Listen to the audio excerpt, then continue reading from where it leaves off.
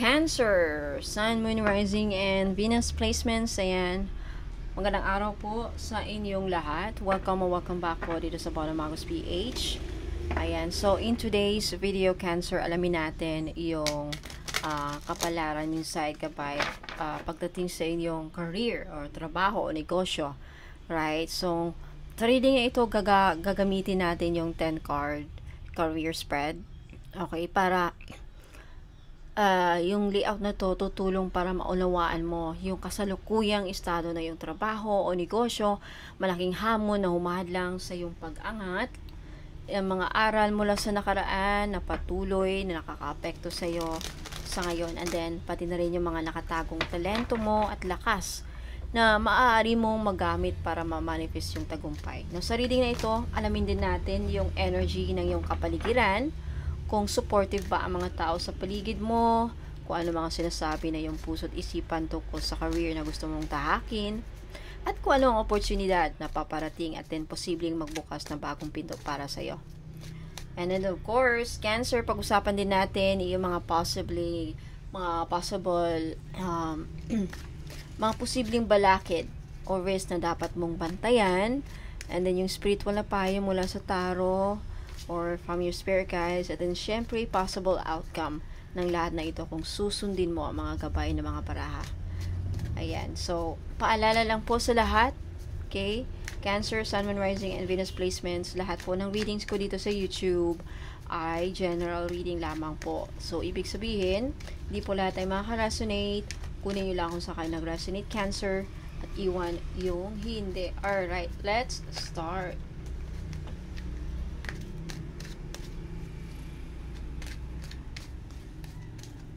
Cancer, you have the 8 of Wands. Next, you have the High Priestess, Ace of Swords,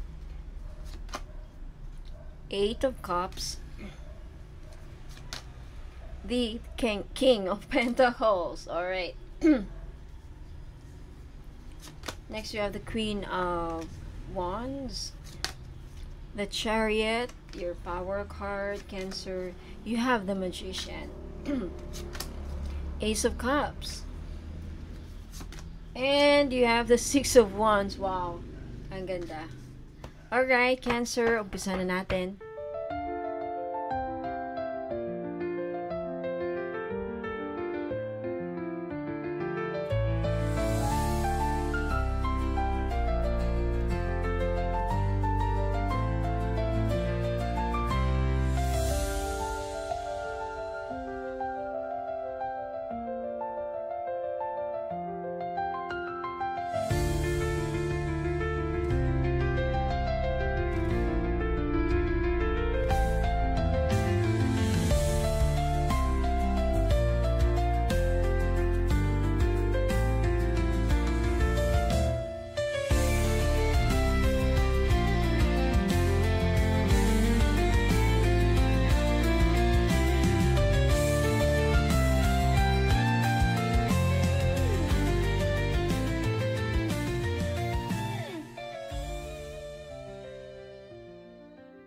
Alright, Cancer, let's start with your current situation sa career. You have the 8 of Wands. Okay. Okay, so Cancer, 8 of Wands ay isang napakabilis na energy. Simbolo ito ng momentum, sudden progress, movement, at divine timing. So, ibig sabihin, Cancer, nasa punto ka ngayon ng iyong career o negosyo kung saan mabilis sa mga pangyayari. So, maaaring sunod-sunod ang mga oportunidad, projects o communication na kailangan mong tugunan. So, ang barang ito ay nagsasabi na bumibilis ang takbo ng iyong kapalaran ngayon sa iyong career o negosyo. Kung dati ay parang mabagal ang mga progress o parang walang nangyayari, ngayon ay biglang gumagalaw lahat sa tamang direksyon. Maaaring may mga bagong clients ka, may mga proposals kang matatanggap o marireceive, and then may mga career changes na bigla mong pagdidesisyonan. So ito rin itanda ng universe is aligning things for you.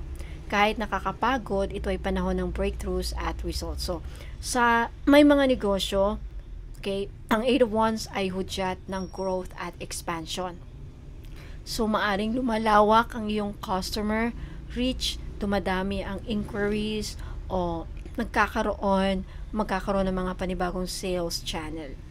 Mabilis ang energy, pero kailangan mo rin maging alerto at maayos sa time management.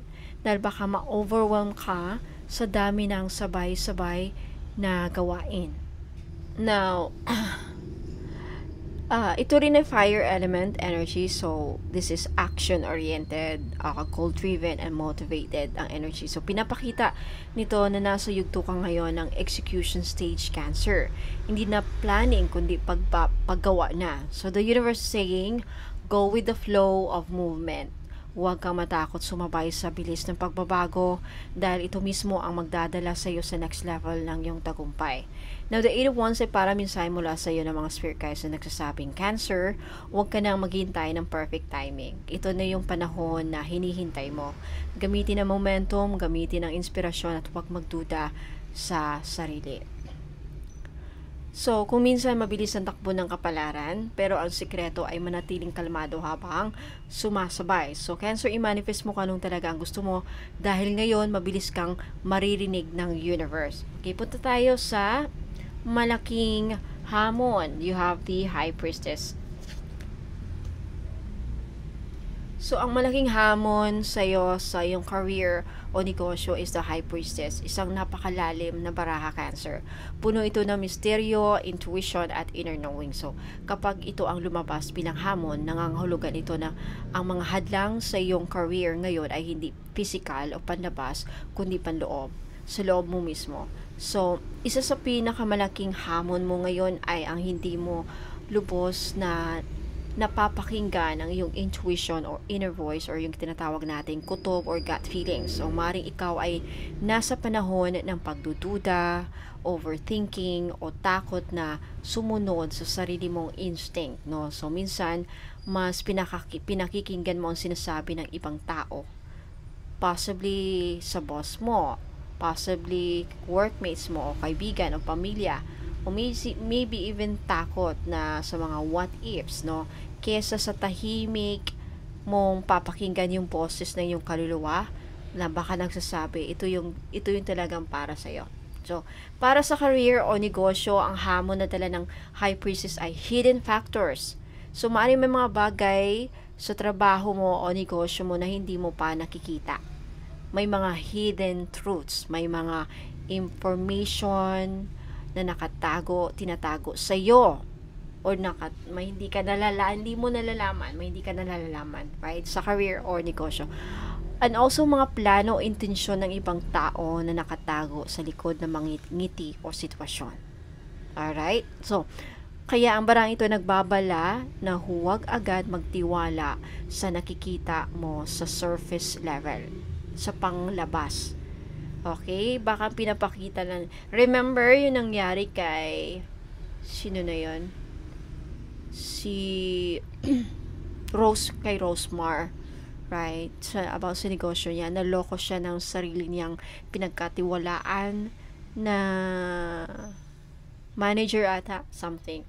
Right? So, baka kayo, Cancer, may mga negosyo ka, mag-iingat pa kayang mga manager ninyo or mga katiwala mo may tinatago sa'yo. Baka unti-unti nang nilalamas yung pera niyo, alright? Mga kita, something like that. So, kailangan mo maging observant. Kumbaga, kailangan mo maging intuitive. Lalo na kung kutob mo, may mali ka ng kutob may masama ka ng kutob. Usually, tama yung mga kutob, right? And kailangan mo maging discerning. Ano yun? Marunong tayong kumilates. So, may mga silent politics din or competition o hindi malinaw na direksyon na nangyayari sa trabaho mo. Kaya ang challenge mo ay paano mo mapapakinggan yung intuition mo nang hindi ka nadadala sa takot o emosyon. So, kung may negosyo ka naman, again, baka may mga desisyon kailangan mo ring pagninilayan, Cancer, no? Hindi lahat ng oportunidad ay dapat mong tanggapin. Piliin mo kung ano ang align sa purpose mo, hindi lang sa profit. So, again, the High Priestess is ruled by the moon, kaya sobrang akma ito sa energy mo bilang isang Cancer na natural, na empathic, very intuitive at emotionally sensitive. Pero kung kapag ito ang lumabas bilang challenge, sinasabi ng universe, huwag mong hayaang lamunin ka ng emosyon mo. Excuse me. Balance your intuition with action, Cancer, no? Na minsan kasi sobrang intuitive mo kaya nag-overthink ka. Nagdudulot ito ng confusion at delay sa mga plano mo. Kaya yung tunay na hamon ay paano gagamitin yung wisdom mo na may tapang at tiwala. Now, ang barahang ito rin ay paalala na may mga sagot ka na nasa loob na. You just need to silence your ego, silence yourself to hear them out. So, maaaring ito rin ay hamon para mas mapahalagahan mo yung spiritual connection habang hinaharap mo ang iyong career world. So, kapag disconnected ka sa yung inner world, mahirap makaramdam ng alignment sa trabaho. So, the High Priestess has a message for you, Cancer. May mensahe sa'yo. Cancer, ang tuition mo ay yung compass this month or sa career mo right now. Kapag natutunan mo magtiwala dito, hindi ka mawawala kahit sa gitna ng ingay ng mundo. So, ang hadlang mo ngayon again, Cancer, ay pagdududa. Some of you, okay? If not others of you, ay pagdududa sa sarili at sa yung inner voice. Yung tinatawag natin again, intuition at kutob. Na kailangan mo ng clarity at self-trust. And huwag hayaang mangibabaw ang emosyon mo o opinion ng iba. Maglaan ng oras sa quiet reflection, meditation at inner listening dahil doon mo marinig yung direksyon ng iyong soul's purpose. Okay, punta tayo sa nakaraang apekto. Ano yung mga lessons o experiences mula sa past ang dala mo pa hanggang ngayon? You have the Ace of Swords. Okay. Ayan, Cancer. So, Ace of Swords ay barahan ng mental clarity, breakthroughs, truth, and decisive action. So, ito yung simbolo ng sandaling nagising ka sa katotohanan. Isang malaking realization o turning point sa iyong nakaraan na tuluyang nakaapekto sa kung paano mo ngayon hinaharap yung career mo o negosyo mo. So, may nangyari sa iyong past career journey na nagturo sa iyo kung gaano kahalaga ang katotohanan, ang disiplina at pagkakaroon ng malinaw na isipan. So, maaaring dumaan ka noon sa sitwasyon puno ng kalituhan, puno ng betrayal o pagkadismaya, ngunit in the end, natutunan mong gamitin yung utak mo kesa sa emosyon mo, kesa sa yung feelings mo. So, ito yung energy ng isang tao nagsisimula muli, mas matalino, mas determinado at hindi na basta-basta nadadala ng mga sinasabi ng iba. Now, sa career or business, sa nakaraan, maaring naranasan mo yung mapasok sa trabaho o partnership na hindi naging tapat sa iyo, right? Lumaban para sa yung idea o prinsipyo. Yung iba sa inyo gumawa ng matapang na desisyon kahit masakit, tulad ng pag-resign, paghiwalay sa toxic environment o pagsisimula ng sarili mong negosyo. Nang lahat ng iyon ay naging cutting moment mo, na panahon kung saan pinili mong putulin ang mga bagay na hindi na align sa katotohanan mo. And then mula noon, nadala mo ang aral na yon na clarity at naging power mo. Because clarity is power. Na alam mo na ngayon kung kailan ka magsasalita, kailan ka mananahimik, at kailan ka kikilos. Ang Ace of Swords ay nagsasabi rin sa iyo, Cancer, na mula sa nakaraan, natutunan mo maging matalas sa iyong obserbasyon, right? Hindi ka na basta-basta nagpapadala sa emosyon o ilusyon. Ito rin ay aral ng discernment, so ang kakayahang makilala kung alin ang totoo, alin ang hindi. Now, ang element na dala nito ay air, air na kumakatawan sa isipan, communication at katotohanan. So, ibig sabihin, natutunan mong gamitin yung isipan mo bilang sandata ng yung tagumpay. Hindi mo na kailangang sumigaw o ipaglaban ng sarili mo sa mabigat na paraan, sapat na yung malinaw mong direction at karunungan. So, and also the universe reminds you right now na ang karunungan na natutunan mo sa sakit at katotohanan noon in the past, yun mismo ang naging gabay mo ngayon para sa iyong tagumpay. So, Cancer, bilang water sign, likas kang emotional at again, intuitive. Ngunit yung Ace of Swords dito ay dumating upang balansehin ito ng kaliwanagan ng isipan mo. So, maaring dati ay pinapairal mo yung puso mo sa lahat ng mga desisyon mo sa buhay, lalo na sa career at negosyo, and then minsan ay nasaktan ka, minsan ay nabigo ka, minsan ay trinaydor ka pa, betrayal again. Pero ngayon, dala mo na yung aral na yun sa puso mo na dapat sabayan din ng karunungan. Now, in a spiritual sense, ito rin ay swords of truth. Parang regalo ng kalinawan mula sa yung spirit guide. So, hindi mo na kailangan matakot sa katotohanan dahil yun ang magpapalaya sa'yo. So, ang nakarang aral para sa'yo, labanan ng isipan at puso na natutunan mong pumili ng katotohanan. And then, lesson learned, nagkaroon ka ng clarity, malinaw communication at then courage na naging tunay na puhunan mo sa tagumpay. And then hanggang ngayon, dala mo pa yung mindset na yan. Hindi na ako magpapaloko o magpapaikot. Alam ko na yung halaga ko. Alam ko na ang gagawin ko. Alright, punta tayo sa nakatago mong lakas or asset, yung anong talent, kakayahan mo or resources ang pwede mong magamit para umangat. You have the 8 of Cups. Okay, so Cancer, ang 8 of Cups ay isang napaka-emotional, ngunit malalim rin na baraha. Ito ay larawan ng isang taong marunong tumalikod sa mga bagay na hindi na nagbibigay ng saysay, na kahit pa may attachment o history doon. No, ang lakas mo, Cancer, ay ang kakayahan mong mag-let go ng may dignidad. Hindi dahil sumuko ka, kundi dahil alam mong may mas mataas na tatahakin. So, ang nakatagong lakas mo dito ay hindi sa paglabas na karisma, right? Kundi sa yung tapang mong iwan. Kaya mong iwanan ang hindi na tumutugma sa kaluluwa mo o hindi na nagbibigay sa iyo ng halaga o hindi na nakakatulong sa iyo sa buhay mo o wala nang saysay.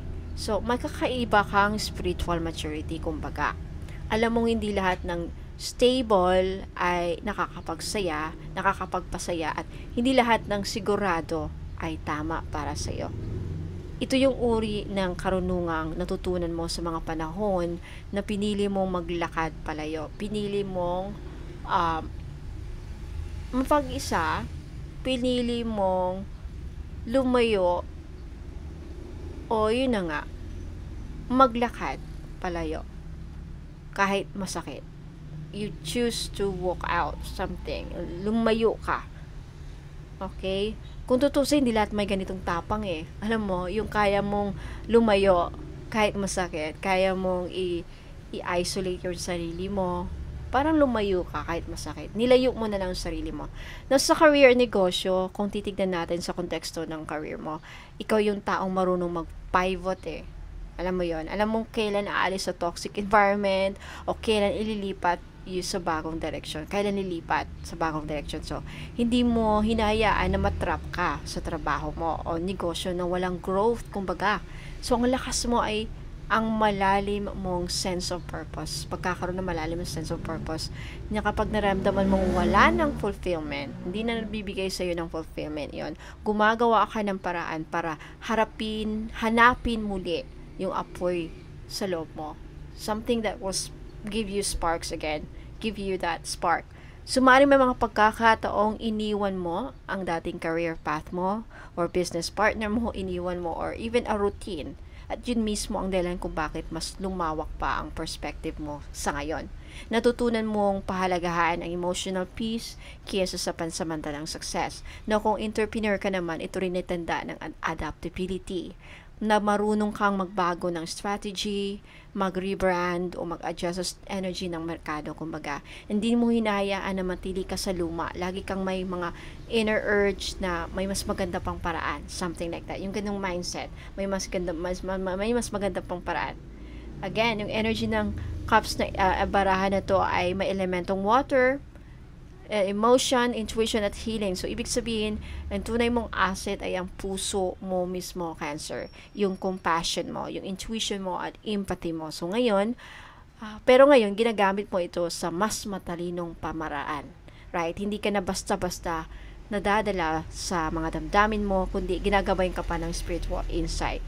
So, ang sinasabi sa iyo ang sinasabi sa iyo ng universe through this card is ang kakayahan mong bitawan ang hindi na align ay siyang daan mo sa tunay na tagumpay. Magdadala sa iyo ng tagumpay.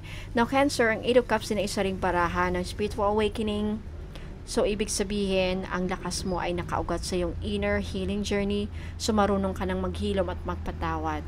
And sa tuwing nasasakta ka, hindi mo ito tinatago, ginagamit mo itong inspirasyon para maging mas matatag. And dahil dyan, madali ka makakonect sa energy ng iba. Kaya kaya kang maging gabay, healer, o inspirasyon. Alright, so, again, ang nakatagong lakas mo dito ay emotional intelligence at detachment sa mga hindi na tumutugma sa growth mo. Right? Marunong ka nang mag-pivot at mag-transform. Alam mo, ang peace is success too. And then, alam mo, minsan, excuse me po, kailangan mong iwanan ang mga luma para mahanap yung bago at totoong magbibigay sa iyo ng fulfillment or success. Yung lakas mo ay nasa kakayahan mong iwan ang hindi na para sa iyo, kumbaga Cancer. And then magtiwala na may mas magandang kapalit sa dulo ng paglalakbay. Alam mo yan. So, punta tayo sa kalagayan ng iyong kapaligiran. Ano ang status ng iyong environment ngayon? Supportive ba o may energy na kailangan bantayan? Lumabas King of Pentacles, which is napakaganda. Okay, Cancer. So, ang King of Pentacles ay isang, again, napakagandang card sa larangan ng career at negosyo. Ito ay kumakatawan sa katatagan, kasaganaan, disiplina at mastery sa material na mundo. So, ibig sabihin, ang kapaligiran mo ngayon, your environment this time ay puno ng potensyal para sa financial growth, long-term success, at stability. But then, kasama nito yung hamon na panindigan at pamahalaan ng iyong mga resources ng may karunungan at maturity. So, Cancer, ikaw man o ang mga taong nasa paligid mo ay may energy ng King of Pentacles. Maabilidad, matalino sa diskarte, and marunong magpatakbo ng negosyo o career. So, maaring may mga tao sa paligid mo na inspirasyon mo o ginagaya mo ang disiplina at practicality nila. Ito rin ay tanda ng opportunity to step up. Ang universe ay tinatawag kang maging king sa sarili mong larangan. Feminine ka man, okay, king can also apply this to sa mga babae kasi we all have masculine and feminine energy. Lahat tayo, whether you are lalaki o babae. Bakit? Kasi ang babae pwede maging alpha and dominant. Ang pagiging bossy ng isang woman, ibig sabihin malakas ang kaniyang masculine energy. That's why dominante. So, lahat tayo, babae o lalaki, masculine, may feminine, masculine energy. So, pag sinabi kong king, hindi lang ito na-apply sa mga kalalakihan, para ito ma-apply sa babae. Alright? So, mga babae natin dyan, nakikinig. Okay. So, maging in control ka na ng iyong finances, decision making, at professional direction. Kung dati ay emosyon ang mas nangingibabaw sa iyo, ngayon ay kailangan mong ipakita na kaya mong mag-isip gaya ng isang leader o business owner like a CEO. Ang iyong kapaligiran ay handang magbukas ng mas malaking pinto, Cancer, pero ikaw dapat ang magdesisyon kung paano mo ito papasukin. Now, sa career naman, ito ay simbolo ng promotion, leadership position, or solid reputation. So, maaring mapansin ng mga tao ang sipag at consistency mo sa work. Ito rin ay pahiwatig na may mga influential figures sa paligid mo tulad ng boss, investor, or mentor na nakahandang tumulong o gabayan ka. Basta magpakita ka lang ng seryosong intention mo.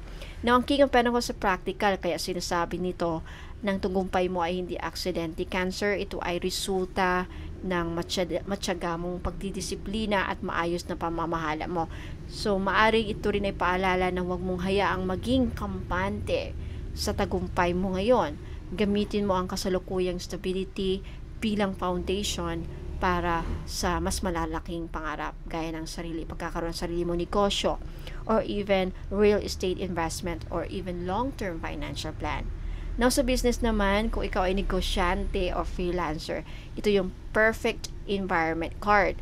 Pinapakita nito na nasa paligid mo na ang mga tamang tao o oportunidad para mag-expand o mag-level up ang negosyo mo. So, maaaring may client o partner na seryoso sa'yo, may stable sales o magandang flow sa pera. Pero tandaan, ang King of Pentacles ay hindi magastos. Kaya siya ay marunong mag-ipon, magplano, magpatakbo ng pangmatagalang empire. Kaya paalala rin sa'yo na huwag basta-basta gumastos sa mga hindi kailangan, unnecessary things. Sa halip, i-reinvest ang kinikita mo sa mga bagay na magpapatatag ng iyong brand, skills, o negosyo.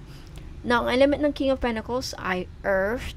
So, ito ay grounding, steady, at practical ang energy. So, ibig sabihin, ang kapaligiran mo ngayon, your environment at this time, kailangan ng stability at structure. Kailangan mo. So, yun ang growth. At ang iyong growth, Cancer, ay hindi nakabase sa damdamin o inspirasyon lamang at this time. Kailangan mo ito ng sabayan ng systems, routine, and consistent effort. So, spiritually, sinasabi ng barang ito na handa-handa ka na sa abundance era mo. Pero kailangan ikaw mismo ang magpapatakbo ng direksyon na ito, hindi yung ibang tao, okay? Cancer, madalas ka kasing tumulong o magbigay ng energy sa iba, pero ngayon, panahon para ikaw naman ang maging source ng security para sa sarili mo. Yun yung mga gabay, ginasabi ng gabay. You are meant to build your own empire, not just dream about it. So, ang kapaligiran mo ngayon, your environment at this time ay parang hardin na handa ng mamunga. Pero ang sikreto dito ay consistency, patience, at tamang strategy. Kung magpapatuloy ka sa sipag mo, may darating na promotion, steady income, malaking business opportunity bago matapos ang cycle na ito. So, ang kapaligiran mo ngayon ay very abundant, Cancer. Very stable at supportive sa growth mo. So, may mga taong handang tumulong, pero kailangan mo ipakita yung leadership energy mo. Panahon na para umangat sa susunod na antas, hindi na employee mindset, but CEO mindset or builder mindset. Disiplina, patient, at wise financial moves ang susi mo dito. Okay, punta tayo sa ano ang nasa loob ng iyong puso at isipan pagdating sa career at mga plano mo sa buhay. Lumabas, Queen of Wands. So, Cancer, napakaganda ng energy ng Queen of Wands. Ito ay apoy ng inspirasyon, kumpiyansa, at determinasyon. So, ang barang ito ay kumakatawan sa panloob mong lakas bilang isang visionary leader kahit minsan hindi mo pa ito lubos na nakikita sa sarili mo. Nasa puso mo, in your heart, gusto mong maging independent. Gusto mong maging successful, gusto mong respected sa iyong ginagawa. I feel like marami sa yung Cancer in general gustong magnegosyo. May planong magnegosyo. Right? Sa isipan mo, malinaw na unti-unti mo nang nakikita kung saan ka rin patutungo.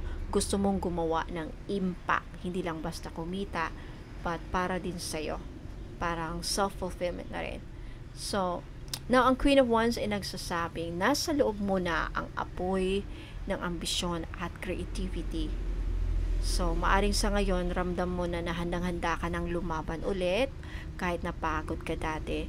Ito yung energy ng isang Cancer na natutong bumangon mula sa mga emosyonal na pagsubok. At then ngayon, gusto mong gamitin yung tapang na yan, charisma, para gumawa ng pagbabago sa career mo at negosyo, which is really good. Ang puso mo ay nagsasabi, I'm ready to rise. Ooh. But then, yung isipan mo ay nagpaplano ng mas matalino. Hindi padalos-dalos, kundi madireksyon at passion. So, sa trabaho, Cancer, ito ay tanda na gusto mong magpakitang gilas at mag-lead sa iyong field at this time. May mga idea kang gustong ipakita. Pero minsan, nagdadalawang isip ka kung ilalabas mo dahil some of you natatakot sa judgment. So, but then, yung barang ito ay nagsasabi, huwag kang matakot. Ipakita mo.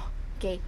Now, you have the charisma and warmth na natural na nakaka-inspire ng mga ibang tao. Kung ikaw ay nasa creative field like content creator, business, teaching, healing, marketing, leadership, or arts, ito yung panahon na mas magniningning ka. Alright? Yung puso mo ay ready to shine, gusto mong maging proud sa sarili mong gawa, Hindi lang para sa pera, kundi dahil gusto mong magbigay ng inspirasyon. Cancer, now kung ikaw again ay negosyante, yung Queen of Wands ay simbolo ng entrepreneurial spirit. So ang puso mo ngayon ay punong-puno ng drive, gusto mong palaguin ang negosyo mo at gawing inspirasyon dito sa iba. Maaring iniisip mo rin ng pag-expand, pag-upgrade ng mga packaging like marketing o pag-level up ng brand mo, which is very in tune with your energy. Alright, so pinapaalala ng bara ito na ang karisma mo ay puhunan. So marunong ka magipag-ugnayan, magbenta, magbigay ng tiwala sa mga tao. Ang sikreto dito ay channel mo ang passion mo sa tamang direksyon. Now, ang Queen of Wands are fire elements. So this is about action, enthusiasm at inspiration. Ngunit bilang posisyon ng puso't isipan, ibig sabihin kahit likas kang water sign, pinapalakas mo ngayon ang fire energy mo sa loob. So, ito ay balanse ng iyong intuition at courage. So, pinapalakas nito kombinasyon para sa manifestation. So, right now, your mind is sharp and visionary while your heart is full of courage and light. So, ito yung panahon kung kailan ang passion mo ay magiging instrumento ng iyong tagumpay. Alright, punta tayo sa energy ng paligid mo. Okay? Mga tao sa trabaho o negosyo, you have the you have the Chariot. So Cancer, napakaganda at malakas ang barahan na ito dahil ang Chariot mismo yung ruling card sa Major Arcana, right? So ibig sabihin, ang energy ng paligid mo ngayon ay sumasalamin sa sarili mong lakas, determination, control at victory through your focus. So ngunit dahil ito ay nasa posisyon ng environment, sinasabi ng barang ito na ang mundo mo sa career o negosyo ngayon ay puno ng movement, competition at fast-paced demands. Okay, so maraming tao sa paligid mo ngayon ay may kanya-kanyang agenda, diskarte at direksyon at kailangan mong panindigan kung saan mo gustong magpatuloy. Right, so excuse me. So, maaari rin may mga tao, sitwasyon na magtutulak sa'yo para lumaban, magpursige at patunayan ang sarili mo. So, ang energy ng paligid mo ngayon ay matindi.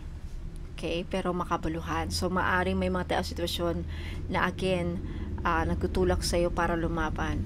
Ito rin yung klase na environment na pwedeng nakaka-stress minsan. Okay? So, pero ito rin mismo ang magpapatag sa'yo, Cancer. So, some of you, maaaring may mga taong nagda-doubt sa'yo ngayon, nakikipag-kompetensya sa'yo, o puro parang gusto kang maunahan, right? Pero hindi mo kailangan magipagpanggaan.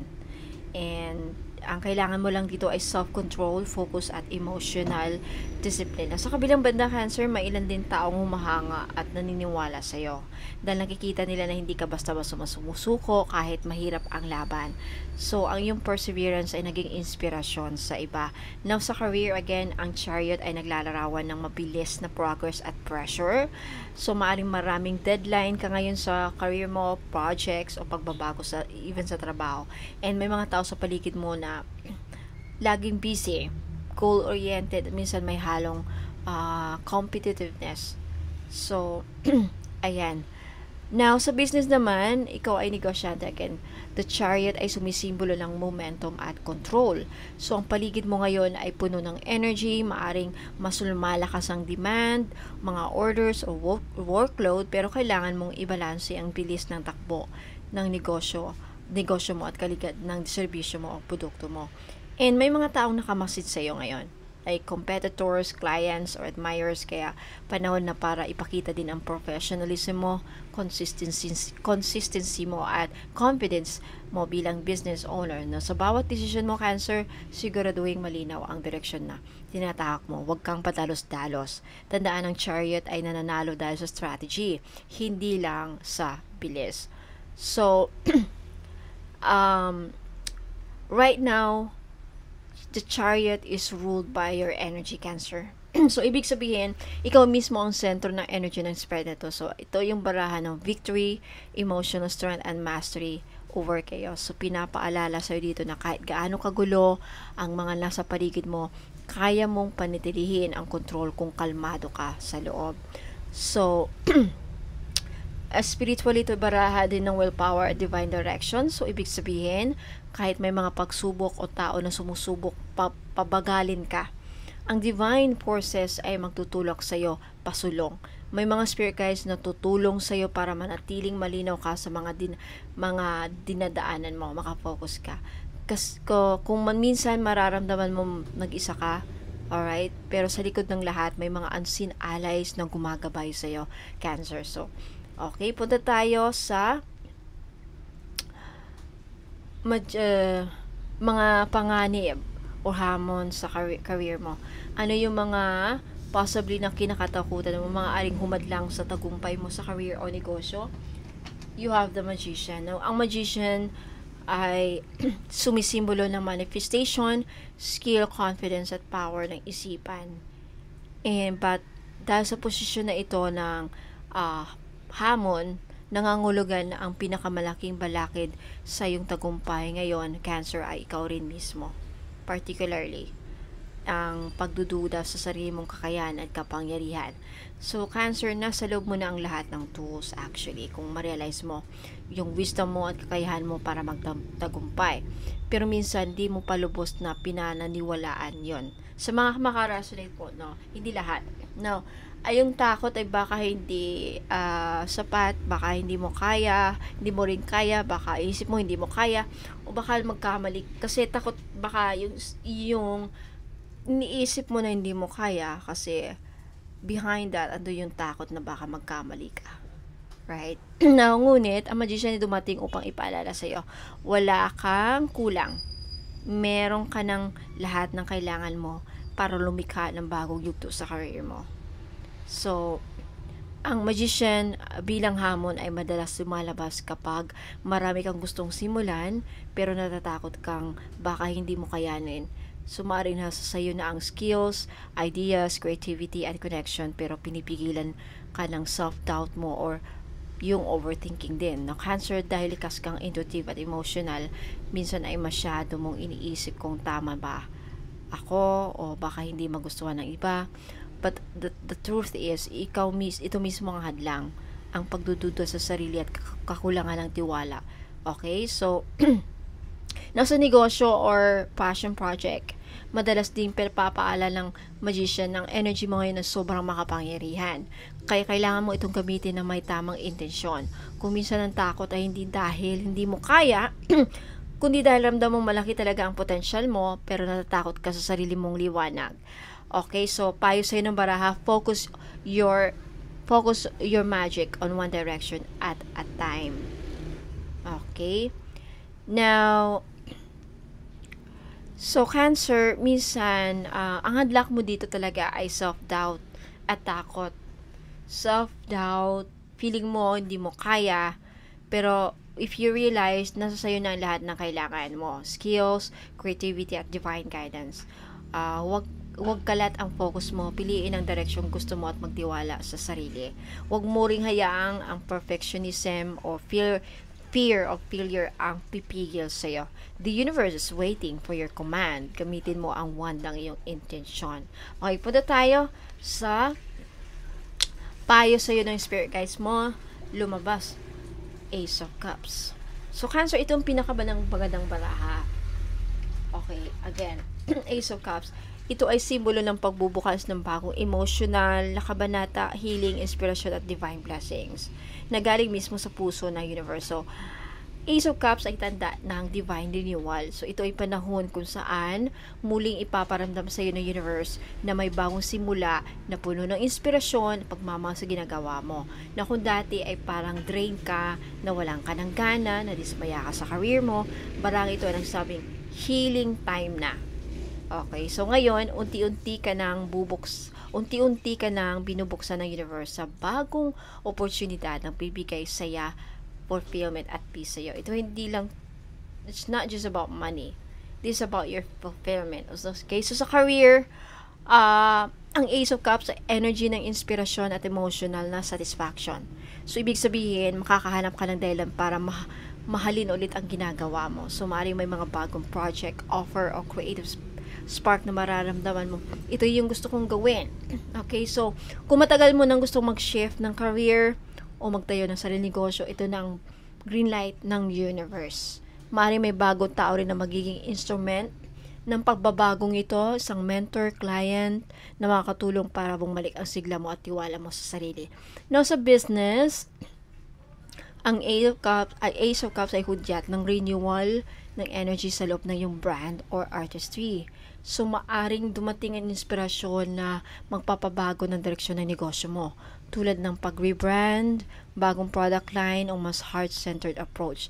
Ito rin ay paalala ng emotional connection mo sa yung ginagawa ang magdadala ng prosperity. Kapag ginagawa mong isang bagay mula sa pagmamahal, ramdam ito ng mga tao, kaya mas maraming blessings at customers ang maaakit sa iyo. So, ang spiritual sa payo sa'yo dito is sundin mo ang puso mo, hindi lang yung isipan mo. Magtiwala sa bagong simula, ito ay blessed ng divine.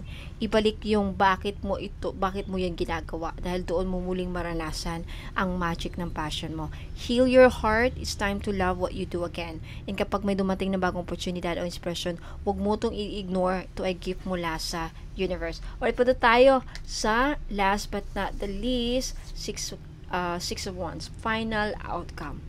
Now, excuse me.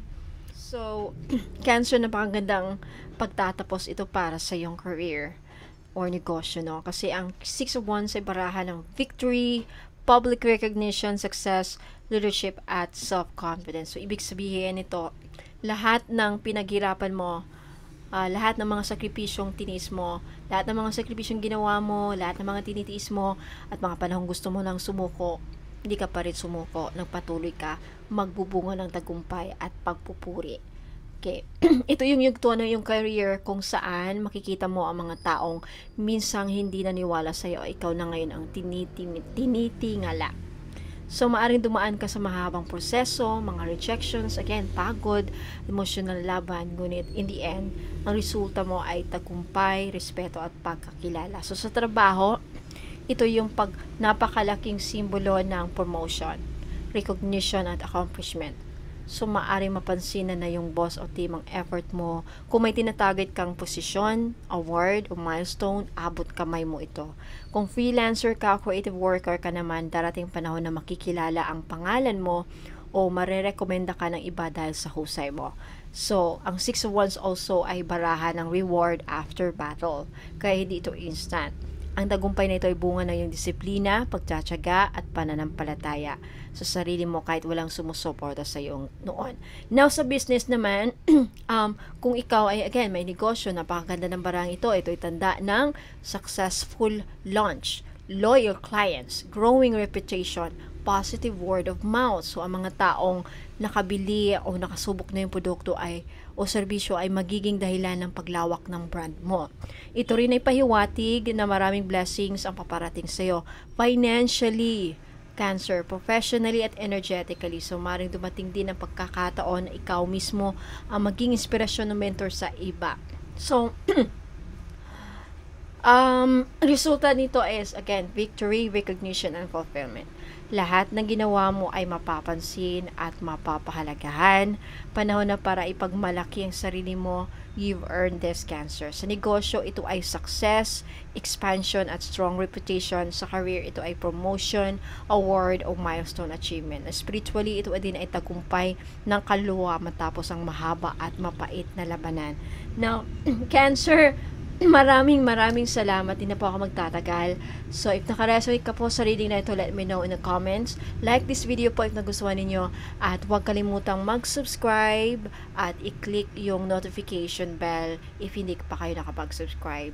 Napaka-importante i-click yung notification bell para ma-notified po kayo sa mga readings ninyo sa mga susunod na araw, Cancer. Kasi maraming salamat na for those of you who are interested, bumili ng mga items ko, pampaswerte, for protection, healing, good luck charms, ayan. I-tap nyo lang itong screen, lalabas yung mga produkto dyan, and then mga photos, and then prices, and then most especially yung description, no, ng item, ng mga bracelet, para makita nyo kung anong benefits ng mga bawat item, para malaman nyo na kung para sa inyo yun o hindi, o yun bang hinahanap nyo. Now, if you found the item na gusto nyong bilhin, please don't forget to take screenshot, at ipadala yung screenshot sa Facebook page ko, hanapin nyo po yung may blue check. Lagi nyo pong hanapin yung may blue check kasi yun po ang magpapatunay na hindi scammer. Kasi maraming nang kagaya ngayon ng mga kagaya ko. So, ingat sa mga ibang gumagawa ng Bonomagos. To make sure na ako po na pa-follow ninyo yung may blue check po verified ni Meta. Okay, so maraming salamat Cancer for announcements. Huwag mo na kayong alis. Sana mapakinggan nyo po hanggang sa dulo. Ingat po kayo and God bless.